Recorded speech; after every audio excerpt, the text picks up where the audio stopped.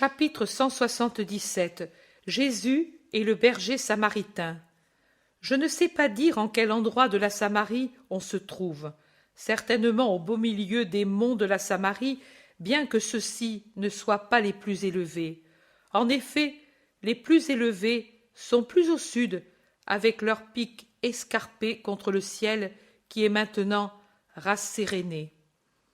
Les apôtres avancent le plus possible autour de Jésus, mais le sentier, un raccourci, ne le permet pas souvent, et le groupe se forme et se défait continuellement. Il y a beaucoup de bergers avec leurs troupeaux sur les montagnes, et c'est à eux que s'adressent les apôtres pour demander si c'est bien toujours le sentier qui mène à la route des caravanes qui va vers la mer à Pella. Bien que samaritains, ils répondent toujours sans grossièreté aux questions. L'un d'eux, même, à un carrefour de petites routes qui vont dans tous les sens pour bifurquer encore en d'autres nœuds, leur dit « Sous peu, je descends dans la vallée. Reposez-vous un peu, et nous ferons route ensemble. Si vous vous perdiez dans ces montagnes, ce ne serait pas bonne chose. » Il baisse la voix et il ajoute « Les larrons !» Il regarde tout autour comme s'il craignait de les avoir tout près et menaçants. Puis, rassuré, il dit encore « Des pentes du Garizim et de l'Ébal, ils descendent et se répandent en ces temps de pèlerinage, et ils trouvent toujours à faire, bien que les Romains renforcent la surveillance des routes, car il y a toujours des gens qui évitent les chemins battus pour faire plus vite ou pour d'autres motifs. « Vous avez beaucoup de brigands, hein ?» dit Philippe avec un sourire significatif. « Toi, Galiléen, tu crois que ce sont des Samaritains ?» dit le berger soudain blessé. L'Iscariote intervient, car c'est lui qui a eu l'initiative de cette déviation de l'itinéraire, et il se sent obligé d'éviter tout incident fâcheux. « Non, non, mais c'est que l'on vous sait hospitalier, et les gens qui ont mal agi viennent se réfugier ici. C'est comme si vous étiez tout un lieu d'asile. Les malfaiteurs savent bien que personne, galiléen ou juif, ne les poursuivrait ici, et ils en profitent. Et la nature aussi leur sert. Ces monts... Ah, je croyais que vous pensiez. Mais les montagnes, oui, leur servent beaucoup. Les deux les plus élevés, puis... Oui, mais combien en amènent la Domine et la gorge d'Éphraïm? De toutes les races, hé hé. Les soldats de Rome sont rusés. Ils ne vont pas les dénicher. Seuls les serpents et les aigles peuvent connaître leur tanière et y pénétrer. Et on raconte des choses effroyables. Mais asseyez-vous, je vous donne du lait. Samaritain, oui, mais je connais moi aussi le Pentateuque. Et je n'offense pas ceux qui ne m'offensent pas. Vous ne m'offensez pas, et pourtant vous êtes galiléen et juif. Mais on dit qu'il vous est venu un prophète qui enseigne à nous aimer. Si je ne pensais pas que selon les scribes et les pharisiens d'Israël nous sommes maudits, comme ils disent, je dirais que les grands prophètes qui nous ont aimés, bien que samaritains, sont revenus vivre en lui, comme disent certains. Mais moi, je n'y crois pas. Voici le lait. Pourtant, j'aimerais rencontrer ce prophète.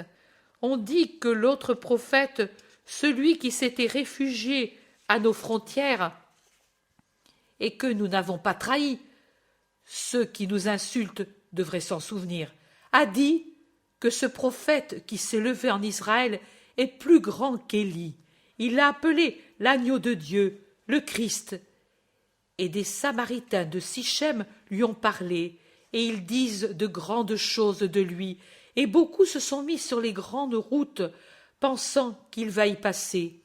Et même, c'est la première fois que cela arrive, même des Juifs, des pharisiens et des docteurs nous ont interrogés dans toutes les villes, en nous disant que si nous le voyions, nous courions en avant pour dire qu'il arrive, parce qu'ils veulent lui faire grande fête. Les apôtres se regardent par en dessous, mais par prudence évitent de parler. Judas, dont on voit briller les yeux noirs, pleins d'une lumière triomphale, semble dire « Vous avez entendu? Êtes-vous persuadé maintenant que j'ai raison ?» Le berger continue de parler. Vous le connaissez certainement. D'où venez-vous? De la haute Galilée, répond de suite Judas. Ah, vous êtes... Non, toi tu n'es pas galiléen. Nous sommes de tous les endroits. Nous sommes allés en pèlerinage au tombeau des docteurs.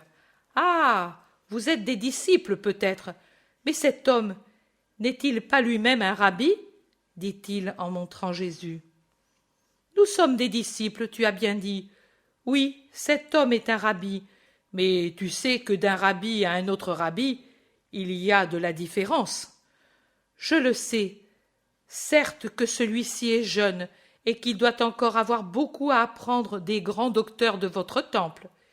Et il y a une pointe de mépris évidente dans l'adjectif possessif. Mais Judas, toujours si prompt à répliquer, est d'un à-propos merveilleux. Les autres ne parlent pas. Jésus est comme absorbé, et ainsi la flèche ne provoque pas de réplique. Au contraire, Judas dit en souriant « Il est très jeune, en effet, mais c'est le plus sage d'entre nous. » Et pour mettre fin à la conversation qui pourrait devenir dangereuse, il dit « Tu as resté longtemps encore ici, car nous voudrions être en bas à la nuit. »« Non, j'arrive, je rassemble les brebis et je viens. »« C'est bien, nous allons en avant pendant ce temps. » Et il se lève avec les autres pour prendre tout de suite le sentier. Et quand un bosquet touffu se trouve entre lui et le berger, il rit, en disant « Mais comme il est facile de se moquer des gens! Et êtes-vous persuadé maintenant que je ne mentais pas et que je n'étais pas un imbécile?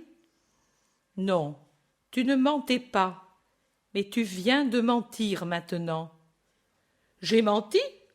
Non, comment peux-tu le dire, Philippe?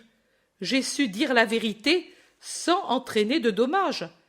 Est-ce que peut-être nous ne venons pas de la haute Galilée? Ne sommes-nous pas peut-être de tous les endroits? Ne sommes-nous pas peut-être allés un jour nous faire lapider pour vénérer les tombeaux des docteurs? Et n'y sommes-nous pas passés tout près, même dans le dernier voyage vers Giscala? Ai-je nié, peut-être, que Jésus est un rabbi? Ai-je dit, peut-être, qu'il n'est pas le plus sage de nous tous? En le disant, je pensais, et je riais intérieurement, qu'en disant « nous », j'offensais les rabbis, tous inférieurs au maître, bien qu'ils croient ne pas l'être, et je me moquais du berger. Ha ha ha! Les choses, il faut savoir les dire, et on dit tout sans péché et sans dommage. Jude d'Alphée fait une grimace de dégoût et dit « Pour moi, c'est toujours mentir. » Eh bien, je l'ai fait, moi. Mais tu as entendu, hein? Ils ont laissé tomber leur prévention, leur dégoût, leur suffisance pour dire à des Samaritains de signaler le passage du maître pour lui faire fête aux frontières. Ha ha! Quelle fête!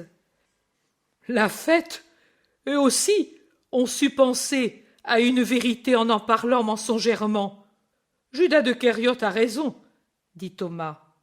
Jésus se tourne et il dit « Oui, leur parole, une tromperie, et odieuse, mais dire une chose pour une autre dans une bonne intention, c'est toujours répréhensible. Crois-tu que le Seigneur ait besoin de cela pour protéger son Messie? Ne mens plus, même pour une bonne fin. L'âme s'habitue à imaginer le mensonge et les lèvres à le proférer. Non, Judas, évite le manque de sincérité. Je le ferai, maître, mais taisons-nous à présent. Le berger nous rejoint au courant. Au courant. Au courant. En effet, poussant en avant les brebis qui, sentant la proximité du bercail, se mettent à courir dans leur course sautillante, en bêlant, en se heurtant entre elles, passant de force entre les apôtres et les bousculant presque. Voilà le berger, suivi d'un pastoureau et d'un chien, et il ne s'arrête qu'après avoir réussi, avec l'aide de l'enfant et du chien, à ralentir les brebis et à les réunir pour les empêcher de s'éparpiller ou de descendre seules dans la vallée. Ce sont les bêtes les plus stupides qui existent sur la terre, mais elles sont si utiles, dit-il en essuyant la sueur et il soupire. Ah, s'il y avait encore Ruben, mais avec cet enfant seulement. Il secoue la tête en descendant derrière ses brebis que le chien et l'enfant, en tête du troupeau, tiennent groupés. Et il monologue. Si j'arrivais à le trouver, ce prophète, samaritain comme je suis, je lui parlerais. Et que lui dirais-tu? Demande Jésus. Je dirais, j'avais une épouse bonne comme une eau de montagne pour un assoiffé, et le Très-Haut me l'a prise. J'avais une fille bonne comme sa mère, mais un Romain la vit et l'a voulue pour femme et l'emmena au loin. J'avais un garçon, mon aîné, qui était tout pour moi. Il a glissé sur la montagne un jour qu'il pleuvait, et il s'est rompu la colonne vertébrale, et il est immobile, et maintenant il est malade, car l'intérieur est tombé malade, et les médecins disent qu'il va mourir. Moi, je ne te demande pas pourquoi l'Éternel m'a puni, mais je te prie de guérir mon fils. Et crois-tu qu'il pourrait te le guérir? Oui, certainement que je le crois, mais je ne le verrai jamais. Pourquoi en es-tu certain? Lui n'est pas samaritain. C'est injuste, et c'est le Fils de Dieu, dit-on. Vous, en vos pères, avez offensé Dieu. C'est vrai, mais il est dit aussi que Dieu pardonnera la faute de l'homme en envoyant le Rédempteur. Dans le Pentateuque, à côté de la condamnation pour Adam et Ève, on lit cette promesse, et le livre la porte en plusieurs endroits. S'il pardonne cette faute, peut-il ne pas avoir de la miséricorde pour moi, qui ne suis pas coupable d'être né samaritain? Je crois que si le Messie connaissait ma souffrance, il en aurait pitié. Jésus sourit, mais ne dit rien. Les apôtres aussi ont un sourire entendu que pourtant le berger ne remarque pas. Cet enfant, alors, n'est pas ton fils? Demande Jésus. Non, c'est le fils d'une veuve qui a 8 garçons et qui souffre de la faim. Je l'ai pris comme aide et comme fils pour n'être pas seul. Ensuite, quand Ruben sera au tombeau, et il soupire. Mais si ton fils guérissait, que ferais-tu de celui-ci? Je le garderai. Il est bon, et j'en ai pitié. Et il baisse la voix pour dire, lui ne sait pas, mais son père est mort aux galères. Qu'avait-il fait pour le mériter? Rien de volontaire, mais son char avait renversé un soldat ivre, et il fut accusé d'avoir voulu le faire. Comment savez-vous qu'il est mort? Oh, on ne survit pas beaucoup à la rame, mais on en a eu la certitude par l'intermédiaire d'un marchand de Samarie qui le vit enlevé mort des fers et jeté à la mer au-delà des colonnes. Et vraiment, le garderais-tu avec toi? Je suis prêt à le jurer, lui est malheureux, moi malheureux, et je ne suis pas seul. D'autres ont pris les fils de la veuve, et elle est restée avec ses 3 filles. C'est toujours trop, mais il vaut mieux être à 4 qu'à 12. Mais il n'est pas nécessaire que je le jure. Ruben va mourir. Déjà, on voit la route, et elle est très fréquentée par des pèlerins qui se hâtent vers un lieu de halte. Le soir est proche. As-tu où dormir? Demande le berger. Non, en vérité. Je te dirais bien, viens, mais la maison est petite pour tous. Pourtant, le parc à moutons est grand. Que Dieu t'en récompense, comme si tu m'avais logé, mais je continue encore jusqu'au coucher de la lune. Comme tu veux, mais ne crains-tu pas de t'égarer et de faire de mauvaises rencontres? Pour les larrons, je suis protégé par ma pauvreté et celle de mes compagnons. Pour la route, je m'en remets à l'ange des pèlerins. Je dois aller en avant du troupeau. L'enfant ne sait pas encore, et la route est pleine de chars. Et il court en avant pour conduire les brebis en lieu sûr. Maître, maintenant, c'est un mauvais moment. Il y a un bout de route à parcourir au milieu des gens, chuchotent les apôtres. Les voilà sur la route derrière les brebis qui avancent en rang, serrés par la montagne, la houlette du berger et la surveillance du chien. L'enfant se trouve maintenant près de Jésus qui le caresse. Ils arrivent à une bifurcation. Le berger a arrêté le troupeau en disant « Voilà ton chemin, et l'autre c'est le mien, mais si tu viens vers le village, tu vas en trouver un troisième plus court pour arriver au village voisin. Regarde, tu vois ce sycomore géant? Va jusque-là, et puis tourne à droite. Tu vas voir une petite place avec une fontaine, et ensuite une maison noircie par la fumée. C'est le forgeron. Après sa maison, il y a la route. Tu ne peux pas te tromper. Adieu. Adieu. Tu as été bon, et Dieu te consolera.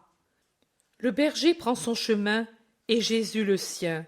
Autour du premier, les brebis. Autour du second, les apôtres. 2 bergers au milieu de leur troupeau. Ils sont désormais séparés, cachés par un groupe de maisons qui sépare la route principale que suit le berger du petit chemin qui pénètre dans un pauvre faubourg du village, le plus pauvre, je crois, silencieux, solitaire. Les pauvres gens sont déjà dans leurs maisons, et les portes entr'ouvertes permettent de voir les feux dans les cuisines. Le soir descend avec la brume du crépuscule. Judas dit « Nous allons nous arrêter au sortir du village.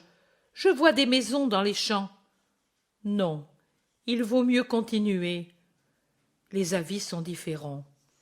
Ils arrivent à la fontaine et y accourent pour s'y laver et remplir leurs gourdes. Voici le forgeron. Il est en train de fermer son noir atelier. Voici le chemin qui va vers les champs. Il s'y engage. Mais un cri arrive de loin du village. « Rabbi, Rabbi, mon fils, citoyen, venez, où est le pèlerin ?»« Mais il nous cherche, Seigneur, qu'as-tu fait? Courez, si nous arrivons à ce bois, personne ne nous voit plus. » Ils courent à travers un pré couvert du dernier foin coupé. Ils rejoignent un talus, ils le gravissent, disparaissent, poursuivis par les voix qui maintenant sont nombreuses, et par des gens qui s'éparpillent hors du village, appelant plutôt que regardant, car désormais la pénombre dissimule beaucoup de choses. Ils s'arrêtent au pied du talus. « C'était le rabbi qui allait à Sichem, je vous dis. Ce ne pouvait être que lui, et il m'a guéri Ruben. Et moi, je ne l'ai pas reconnu. Rabbi, Rabbi, Rabbi, permets-moi de te vénérer. Dis-moi où tu te caches. » L'écho seul répond, et il semble dire « Abi, Abi, Abi. » « Mais il ne peut être loin, » dit le forgeron. « Il est passé devant moi avant que tu arrives. » « Et pourtant il n'est pas là, tu vois. Personne sur le chemin. Il devait le prendre. » « Ne serait-il pas dans le bois? » « Non, il était pressé. » Puis il appelle son chien à l'aide, il excite. « Cherche, cherche !» Et pendant un moment, il semble que le chien puisse découvrir la cachette, car il se dirige vers le bois après avoir flairé le pré. Mais ensuite, l'animal s'arrête, interdit, une patte levée, le museau en l'air. Puis, trompé par je ne sais quoi, il part en aboyant dans la direction opposée avec les gens qui courent derrière lui. « Oh, que le Seigneur soit loué !» s'exclament les apôtres en poussant un soupir de soulagement. Et ils ne peuvent se retenir de dire au maître « Mais qu'as-tu fait, Seigneur ?» Et ils le réprimandent presque de l'avoir fait. « Tu sais qu'il est bien que l'on ne te signale pas, et toi ?» Et ne devais-je pas récompenser une fois? Et n'est-ce pas bien qu'il me croit sur la route qui va de Dothaïn à Pella? Ne voulez-vous pas, peut-être, qu'il ne comprenne plus rien? C'est vrai, tu as raison, mais si la bête t'avait découvert...